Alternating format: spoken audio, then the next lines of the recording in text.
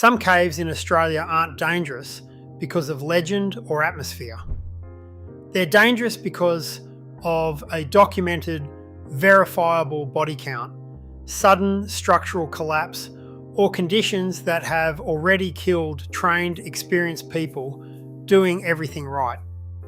These are 5 real cave systems across the country where the danger isn't exaggerated for effect. It's already on the record. 1. A flooded cave system in South Australia.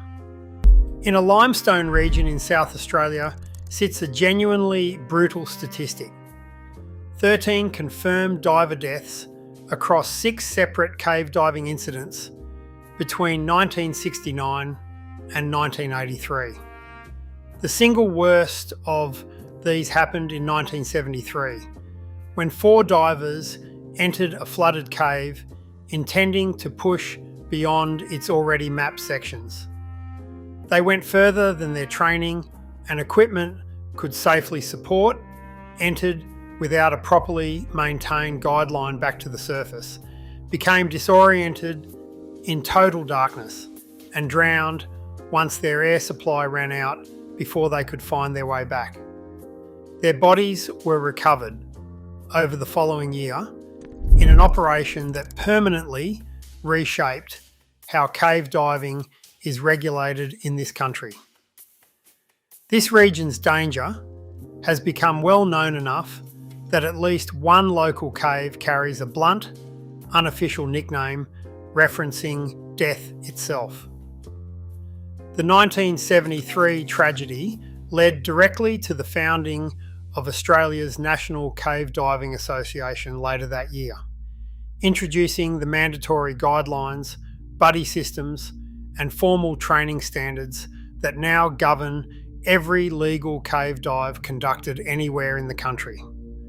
13 deaths across 6 incidents is the reason that organisation exists at all. What makes this region's underground network so uniquely lethal is a feature of the geology itself. The area sits on some of the most heavily dissolved limestone anywhere in the country, meaning flooded chambers can shift and narrow unpredictably without warning, even along sections previous divers had already mapped and considered stable. 2. The same region, decades later. This region's danger isn't confined to the 1970s and 80s. In late 2025, a 65-year-old experienced diver died at a separate cave within the same broader network that has claimed lives for over half a century. His body was recovered by police divers, including a specialist who later became globally known for his role in a major international cave rescue, and who has personally worked both ends of this exact danger, exploring the frontier of Australia's most extreme cave systems, while also recovering the bodies of divers who didn't make it back out. What makes this network so consistently lethal isn't a single design flaw. It's the combination of narrow, disorienting passages, silt that can cloud visibility to 0 in seconds if disturbed, complete darkness beyond any point a torch can meaningfully illuminate, and total dependence on a guideline and air supply that leaves 0 margin for a single mistake. The diver who died in 2025 was experienced. That wasn't enough, and his death, arriving more than 4 decades after formal safety standards were created specifically to prevent exactly this kind of incident, is a blunt reminder that regulation can reduce risk in this environment without ever fully eliminating it. 3. A flooded cave beneath a remote desert plain. Beneath a vast, remote limestone plain in southern Australia sits a flooded cave system that has defeated every single expedition sent to map it for over 60 years, not through a confirmed fatality, but through a track record of forcing back some of the most capable cave divers on Earth. The entrance opens into a large chamber, descending into open water before narrowing into a flooded tunnel that continues for kilometres underground. The first dive was completed in the early 1960s, penetrating a couple of 100 metres before equipment limitations forced a retreat.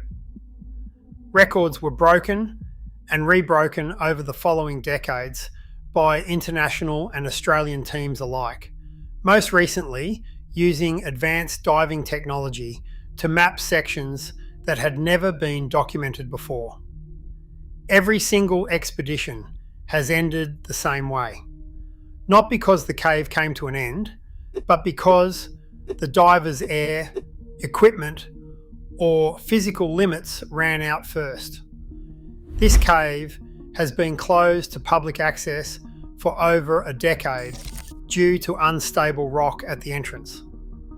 The danger here isn't hypothetical.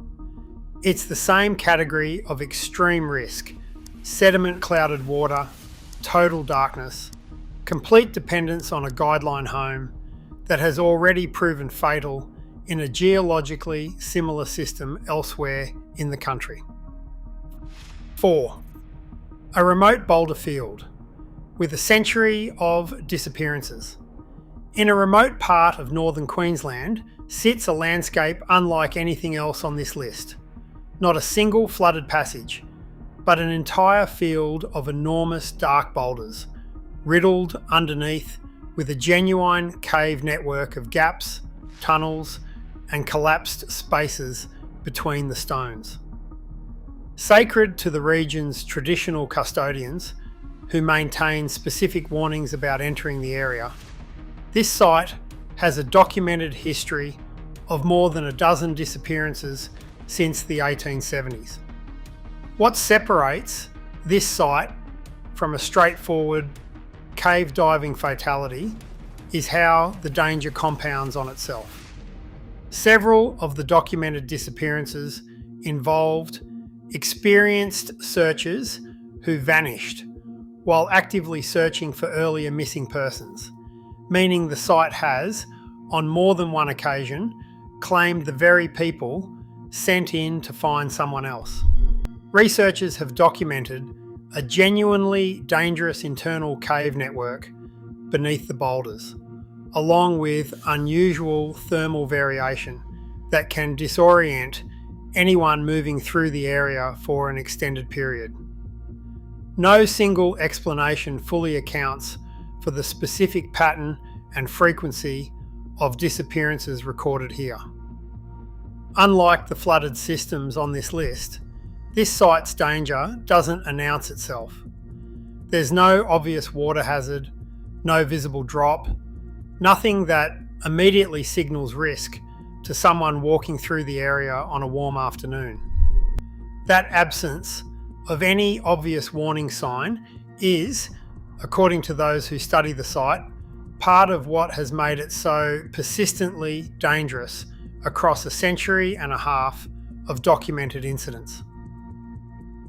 5. An ancient sealed chamber in a remote desert region. Not every entry on this list is dangerous because of what it can do to a person. One remote cave in southern Australia has been sealed off from the public for decades, and the danger here cuts in both directions. Structurally, it has genuine safety concerns around its entrance and internal stability. Culturally and scientifically, it holds something that cannot survive careless human contact at all. Markings and evidence of ancient toolmaking confirmed at over 22,000 years old, among the oldest human traces found anywhere on the continent. A few years ago, that fragility was proven in the worst possible way when people broke into the sealed cave and carved fresh graffiti directly across markings that had survived undisturbed for over 22,000 years. The site's traditional custodians had specifically flagged concerns about the entrance's physical security years earlier, warnings that went unaddressed until the damage had already been done. The cave remains closed today, now under continuous monitoring, protected under a formal conservation plan built specifically around the same warnings that went ignored before the vandalism occurred. The danger here isn't a fatality statistic. It's the fact that some of what's inside literally cannot be recreated once it's gone, and once, in living memory, it very nearly was. What connects all five look across these 5 sites and a pattern becomes obvious. This isn't a list built around vague atmosphere or spooky reputation.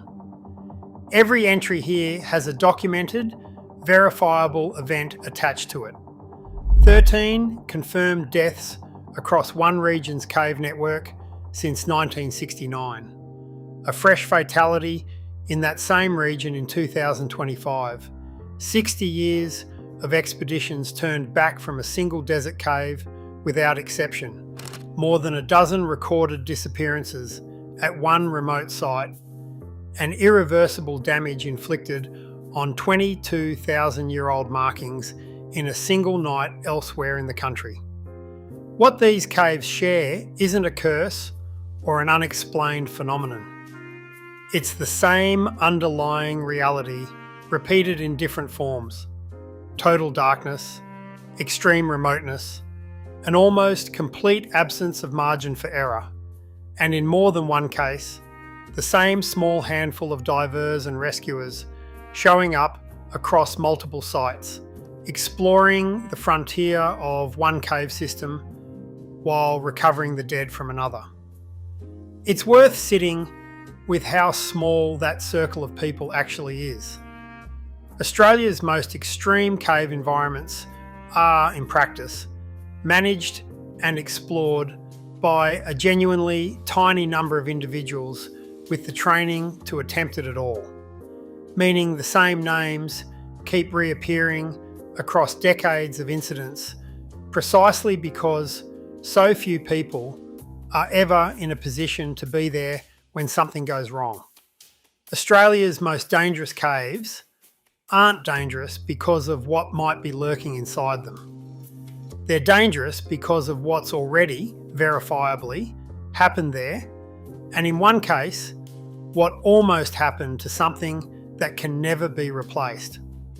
Whether it's a flooded passage that has swallowed years of exploration attempts without giving up an answer, a boulder field that has claimed searchers sent to find the missing, or a chamber holding evidence of human presence stretching back over 20,000 years. Each of these sites tells the same underlying story. Some parts of this country were never meant to be entered carelessly, and the record of what's happened to those who tried anyway is exactly why.